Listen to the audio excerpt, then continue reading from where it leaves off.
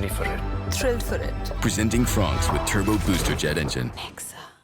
Punjab Kings are in the playoffs after more than a decade, but can they finish in the top two? They have 2 games remaining and they know that wins in both will guarantee them that elusive top 2 finish.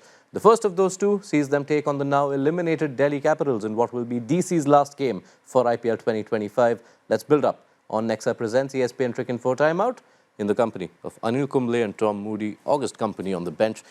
Thank you, gentlemen, for your time. Punjab Kings, what a story, and a campaign that's been helmed by their batters. 5 different batters with 250 runs at a strike rate above 150, which has never happened for a team in IPL history.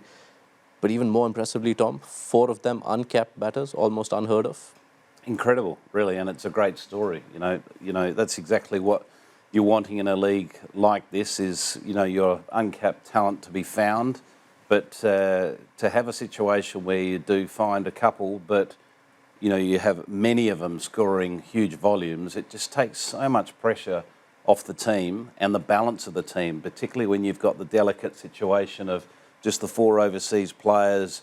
You're trying to get the right combination to blend with the 7 local players. Yeah, and it's just the fact that it's so unusual, and some may even call it risky as an approach. How much credit do you give to the captain, to the leadership for investing in this direction? I mean, I've always believed that IPL is all about the 7 Indian players, now 8 because of the impact player rule. And credit to the leadership. Of course, Shreyas Iyer has been the glue between these 4 other batters. I mean, he's been the standout as a batter, as a leader, as a captain. And credit that, when you can't get, it's very difficult, it's impossible literally to get 7 Indian international players at the auction. So you have to sort of invest in young Indian uncapped players, which Punjab have done with the likes of Prabhsimran Singh, Harpreet Brar, Arshdeep Singh for a long period of time until he became a capped bowler for India. Then, of course, Nehal Vadera is a great example of someone who's played really well for Punjab in domestic cricket. Of course, he was part of Mumbai Indians, and then he came in and has done an exceptional job.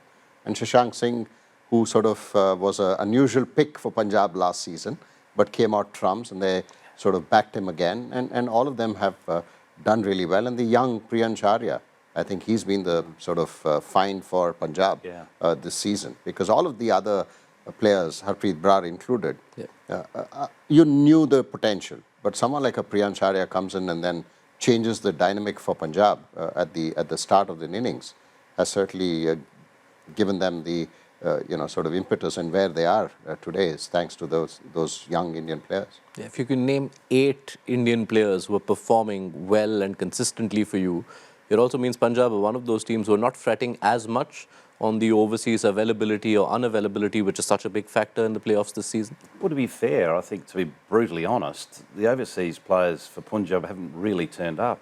Yeah. They haven't really performed. There's 2 arguments to that. One is that they haven't been able to because of the dominance of the domestic players that we've talked about, which has been brilliant. And on the other hand, you can look at it and just say, well, they're just clearly out of form. Probably you can put aside Marco Jansen. He's had a very solid contribution throughout. So they're overseas players. There's been a bit of a rolling sort of opportunity for the various players have come and gone, but they certainly haven't had the impact. Now, 3 of those uncapped Indian players played such a huge role in Punjab's last outing, which was a win also in Jaipur against Rajasthan Royals, half centuries for Nehal Vadera and Shashank Singh, and then Harpreet Brar turned the game around when Rajasthan were looking like they could get away.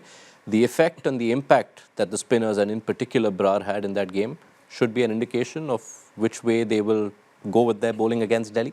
Yeah, I was a bit surprised that Punjab I know they were winning most of the matches, to bring in Harpreet Brar as at least an impact player, because he's someone who's only played white ball cricket for Punjab. And like I mentioned, over the years, he's improved his bowling, the confidence that he has now of not just bowling at right-handers, because invariably you sort of restrict yourself with all these matchups of left-arm spinner against right-hand batters. But he's improved. He's improved his bowling to left-handers, and he's confident of bowling at, doesn't really matter who the batters are. And he's someone who can bowl in the power play, and he has that ability. and he's shown that. And with another champion spinner at the other end, it makes his job slightly easier.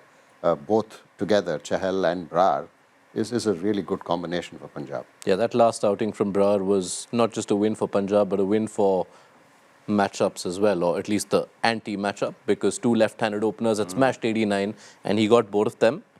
Do you expect his role, and that too of Chahal's, to be even more prominent in this game, having seen how DC were exposed by the left-arm spin of Mitch Santner? I think absolutely. Jaipur is a big venue, so spin really plays a role there.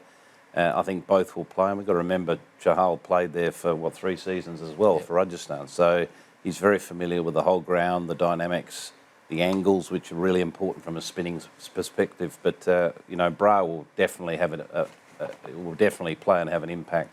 And I've been actually surprised that he hasn't played more games because he bowled exceptionally well last season, if we remember, for Punjab. So, he's maybe just getting his opportunity at the right time coming into finals. That's what Punjab are hoping. Let's turn our attention to Delhi Capitals. A season that began with them dreaming of history finishes with them having accomplished a dubious kind of history. The first team in the 18 years of the IPL to win their first 4 games and yet not finish in the top 4. The season's unraveled from the last time you were on the couch. We can think of many factors: top order, the flux, middle order inconsistency, pacers not delivering. What to you is the biggest reason behind Delhi's downfall? Trying to fix something which needed a fix, but the team was winning. You didn't have to really go after fixing it. It would have evolved and it would have probably automatically taken care of itself. I think the first 5 games, top order, especially the opening pair, never got going. And Delhi, even when they were winning, tried to fix that by moving players who were in form in the middle order, someone like a KL Rahul, someone like Karun Nair, who got runs in number 3, it suddenly moved up, and then Rahul batted, he opened the batting, Porel dropped down, Faf obviously not getting runs is a big factor for them as an international player. So I think trying to do that, they sort of confused themselves, and then that affected their bowling attack too, because I felt they started meddling with the bowling attack, especially the faster bowlers, and that didn't work. And when you lose 2 or 3 on the trot, then suddenly panic hits, and then you sort of then all over the place, and that's exactly what's happened. Such a contrast on the batting front, where we talk about Punjab with 5 different batters having bumper seasons. Delhi have a KL Rahul who has 500 plus runs. The next best batter is more than 200 runs adrift. And I think a lot of that's to do with what Anil's saying, is that sort of uncertainty and role clarity. There's nothing worse from a batting perspective is sort of going into every game not knowing exactly what your role is. And one minute you're sort of seen as the middle order, glue to the innings. The next minute they want you at the top of the order, sort of impacting the power play. And I think that only breeds uncertainty for the individual, but collectively in that dressing room, it creates that sort of uncertainty.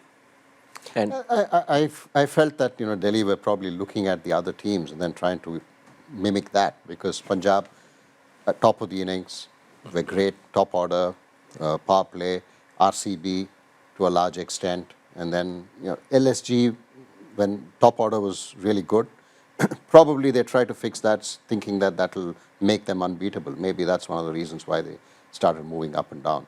And I thought even Tristan Stubbs should have come at least slightly ahead. Not necessarily in the batting order, but then his entry point into any game was literally at the 16th over or the 17th over. He should have been much ahead, I thought. And Kuldeep Yadav's wickets drying up in the second half didn't help them. Yeah, I mean, it's bound to happen when you're not really winning and you don't have enough runs on the board, or you don't have that confidence. It rubs on everyone. One player can't really win your matches, especially with the bowling attack. And opposition also know how to sort of now maneuver, right? I mean, when you know that he's your key bowler, a wicket-taking bowler, you try and play that much more differently, and then it affects the bowling as well. He then starts searching for the wickets, where he may go for runs or become defensive, and both are not good as a bowler.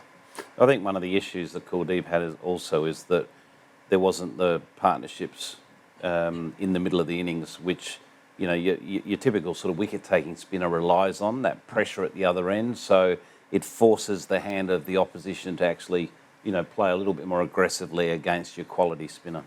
All right. Anyone backing Delhi, or are these 2 points for Punjab? Yeah, I mean, Punjab certainly are the favourites. They've played in Jaipur. I think Delhi would like to go on a high. They're out of the competition now.